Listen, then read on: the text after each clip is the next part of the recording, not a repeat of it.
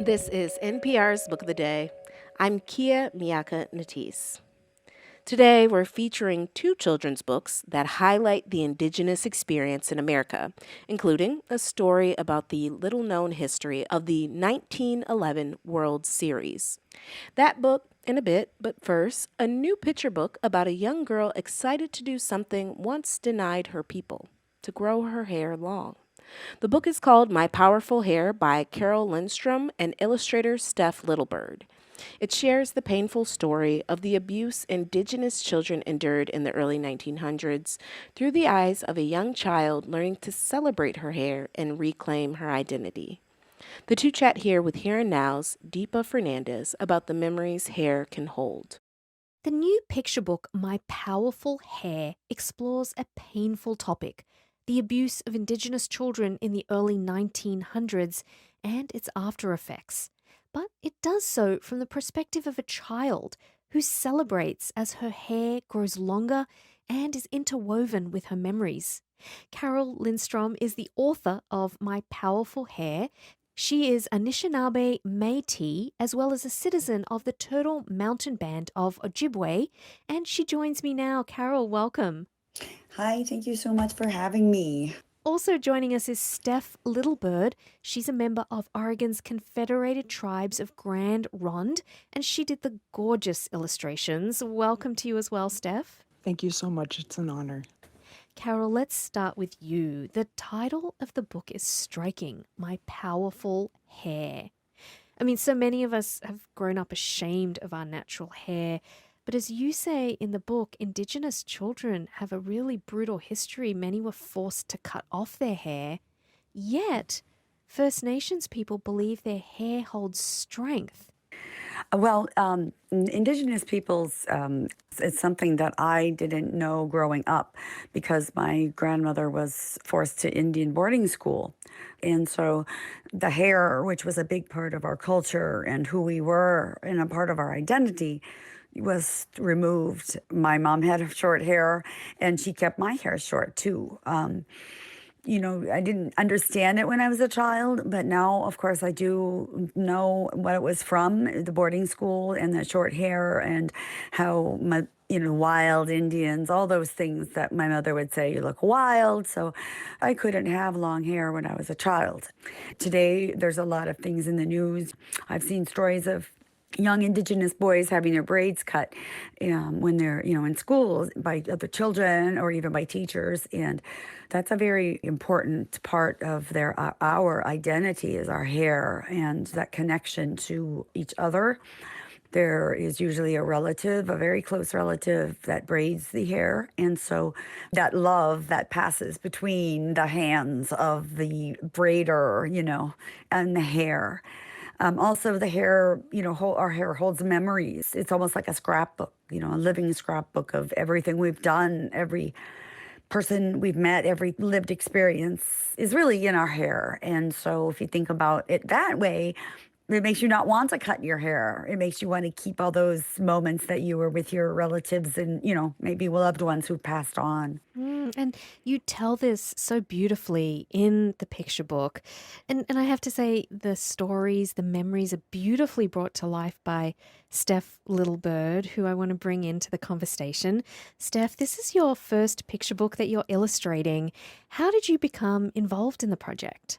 Well, I was just lucky enough that Carol and the publisher came across my work and approached me, and the opportunity to work with Carol, especially with her history as an amazing author already with We Are Water Protectors. It was just like an opportunity I couldn't pass up. You use such gorgeous colors in the book.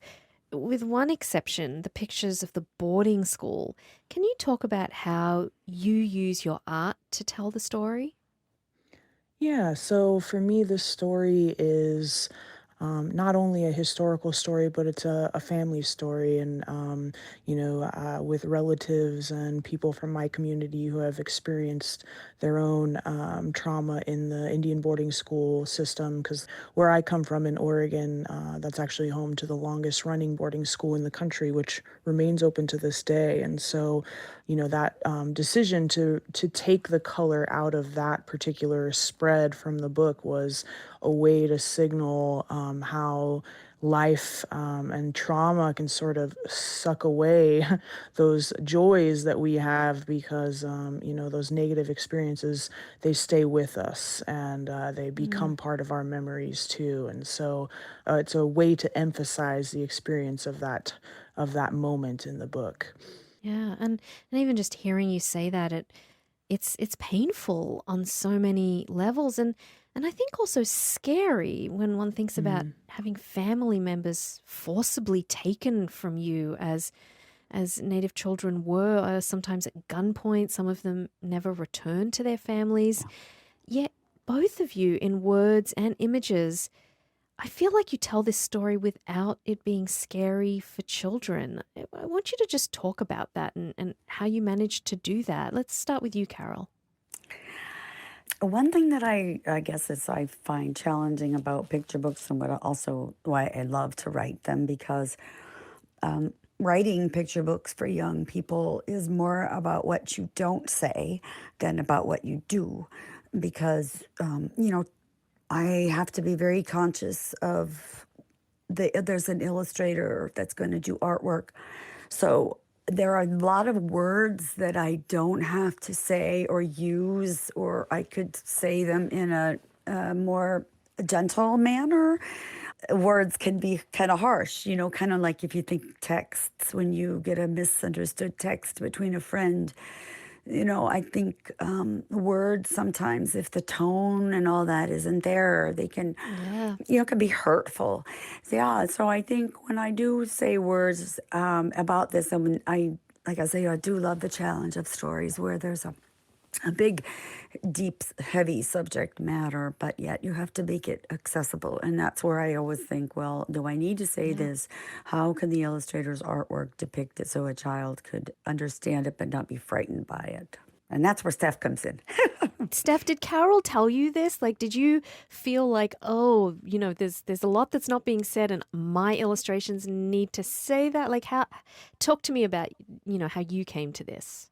Yeah, I think I was really putting myself in the place of the reader when I was making these illustrations, and children can get it really easily. And it's even in that spread that we're talking about at the boarding school, when the hair is being cut, it's really just an image of the child and their braid being cut and a hand, right? You don't even have to show the full person for the idea of someone having their hair cut forcibly to be translated an image. And so, same as what Carole was doing, is really thinking about what's the most important parts of these experiences to communicate and that will resonate with a reader. And so, that was my responsibility as translating Carole's story, was to honor this history, which, is really violent in many ways, but to depict it in a way that a child can understand and empathize with, I think.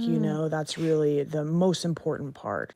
I feel like the other thing you both did so wonderfully, and I think in many non-white cultures, hair is a place of shame. And, in reading this book, my own daughter looked at it and was just gushing at how beautiful everybody's hair was in it.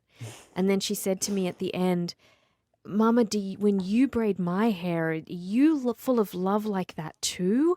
And I feel like your book just crossed many cultures, but helped my daughter understand how much we can learn from Native peoples. And so I wonder, like, was empowering part of this project? Did you want young Indigenous children to feel proud of themselves and their hair? Oh, yes, 100%.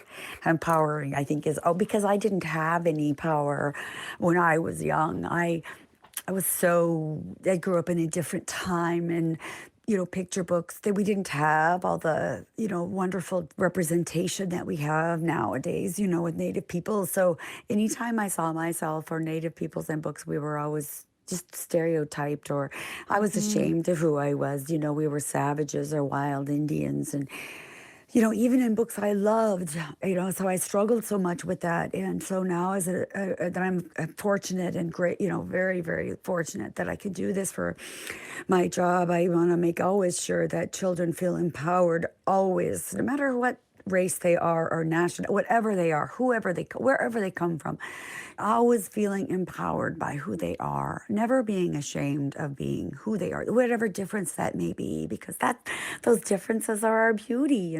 So, yeah, that's really important to me when I write. And I know it's important to Steph too. Last words to you, Steph.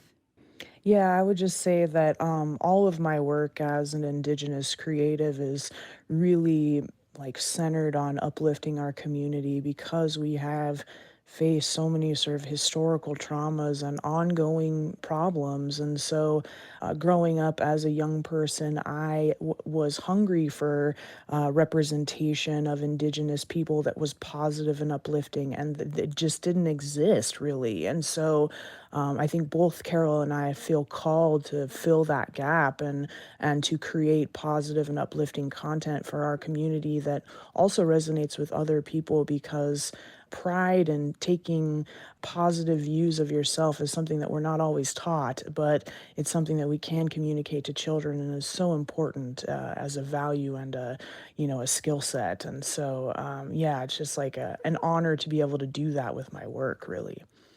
Well, there isn't a single stereotype in this book. The book is My Powerful Hair. It's a children's book, and we've been speaking with the author Carole Lindstrom and the illustrator Steph Littlebird. Thank you both so much. Thank you. The 1911 World Series game between the Philly Athletics and New York Giants featured two star players, Charles Bender and John Meyers, both who happened to be Native American.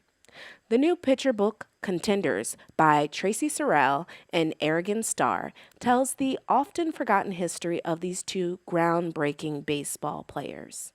The authors chat here with NPR's Miles Parks. Okay, picture this. It's 1911.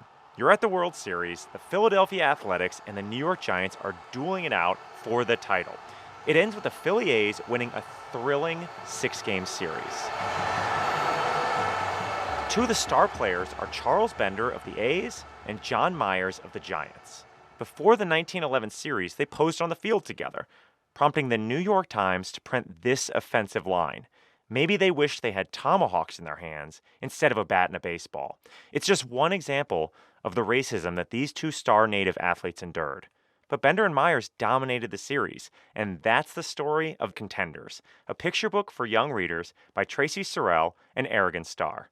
They join me now. Hi, guys. Hi. Hi. And happy baseball season. Yes. Oh, yes. So I guess let's just start with these two characters who your book centers on. Traci, can you tell us about Charles Bender? Charles is an Ojibwe young man who is moved from his home reservation in what is now northwest Minnesota to boarding schools in the Pennsylvania area, first in Philly and then later to Carlisle. And that's where he learns the game of baseball and develops into an amazing pitcher. He's the inventor of the slider pitch, and he's in the National Baseball Hall of Fame. I know, that blew my mind when I saw that he was the inventor of the slider, which is a pitch now that's thrown by, a number of pitchers in the majors. Yeah, every game, right? Someone is throwing a slider pitch. And I was like, why don't young people know this? This is a key part of today's game. Yeah. Arigon, tell me a little bit about John Meyers. Oh, he's a local boy done good. And I say that because I'm based here in Los Angeles. John was from the Cahuilla Reservation out near Riverside, California. Just one of many Indian kids that love to play baseball. As a scrappy youth, he went around to some colleges. They found out he hadn't even graduated high school, but there he was playing for Dartmouth. But he gained attention. The scouts saw him. They found him. And, he joined the game a little bit later than a lot of the kids do these days. But there he was. I have to say, consider myself kind of a student of baseball history.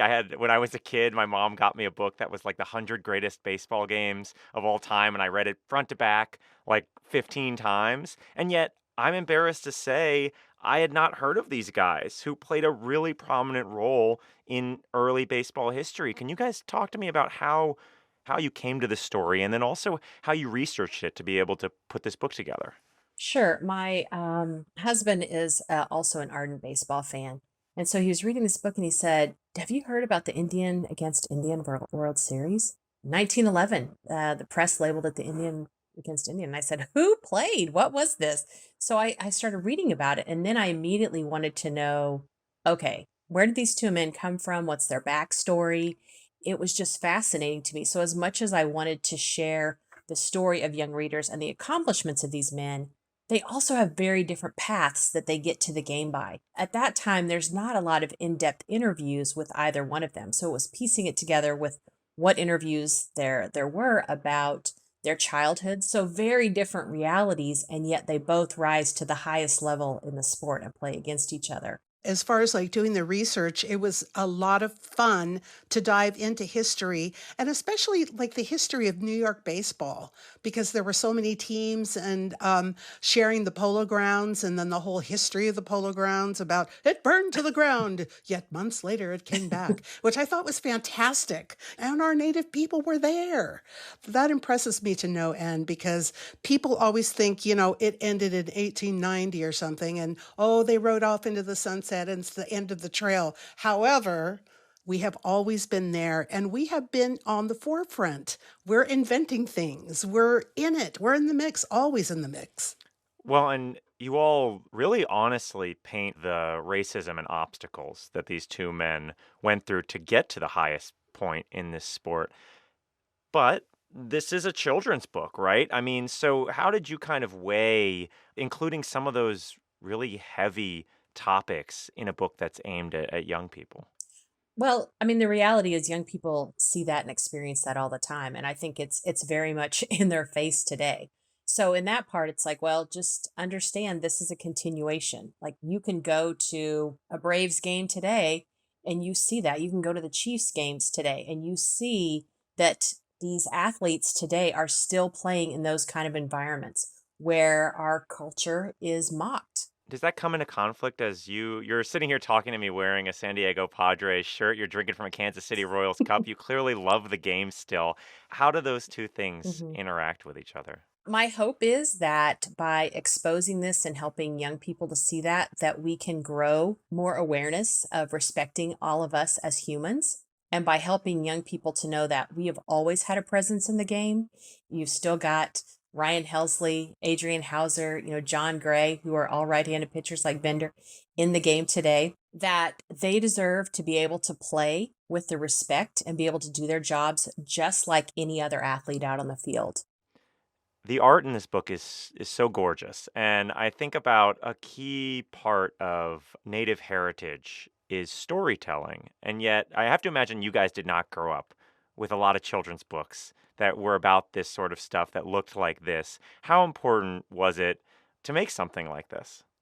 It was incredibly important to bring this story to our Native kids, because they see the outside world and they don't see themselves in it in these kids' books. And if they do see themselves in the books, it's highly stereotyped and certainly not, what they see at home. And a lot of the misconceptions about our Native people too are, oh, they're all, have horrible lives and live in poverty and da da da da. However, that's not always the case. Some of us actually had two parents and grew up and went to school and did amazing things. And I was so thrilled to be able to bring these incredible lives to light, because we are forgotten. Everybody thinks of the lovely Jackie Robinson, and that is a well-told tale. And I love Jackie because I love the Dodgers. But these guys were there way before that. Well, while I have you guys here, I have to ask, what do you make of the new rules? Any thoughts? I'm liking the new rules. There's something more exciting about seeing those ground balls go through the hole, like they used to be, the shift, they're going to hit there. It was so, I don't know, mechanical or something. But now it's darn I exciting. feel the exact same way. I feel like that's a ground ball that should have gone through, and for a while, we had a Yes. couple years where it was like, oh no, why is that? Yes. And now we're back. Now it's Whoa. like, it Yeah. feels like Oh, Yeah. baseball thank again, Yeah. God. right? Yeah. It sure Yeah. No, does. I'm definitely over the shift, but I just don't feel like someone should be on second base if they haven't done the work to get to second base. Fair enough. Yes, fair enough. Well, What about those big bases? Yeah, Ooh. exactly. I like the shorter games. Though. Yes. That's Traci, Sorell, and Arigon Starr. Their new book is Contenders, and it's out now. Thank you both so much for joining me. Thank you for having us. Mado, Kapichihi, my mother thanks you, my grandmother thanks you, and what a pleasure to be on your show, Miles. That's it for this week on NPR's Book of the Day. Let us know what you think. You can write to us at bookoftheday@npr.org. I'm Kia Miaka Natisse, by Isabella Gomez Sarmiento and Tilda Wilson, and edited by Megan Sullivan. Our founding editor is Petra Mayer. The show elements for this week were produced and edited by Allison Mollenkamp, Ed McNulty, Danny Hensel, Shannon Rhodes, Michael Levitt, Justine Kennan, Mallory Yu, Lena Muhammad, Amika Tamagawa, Hiba Ahmad, and Melissa Gray. Beth Donovan is our managing editor. Thanks for listening.